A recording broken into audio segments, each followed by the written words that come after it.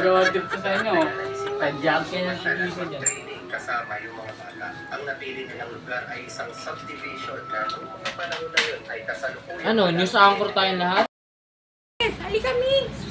Wala na, Yan ka lang. Yan yan. Maging viral ka sana ha. Paki-subscribe po ang aking YouTube channel. Ito ang aking Wonder Pet. Si Negra. Pangit. Pangit nga ba? Ano masabi mo, Negra? Ayan, cute-cute yan eh. Siya na lang yung mag-aaral ngayon dahil siya yung nasa loob ng bag. Very good na pusa. Ayan. Ayan ang ginawa niya. Dahil nilamig siya, nandyan siya sa loob ng bag. Magaling. Magaling na pet.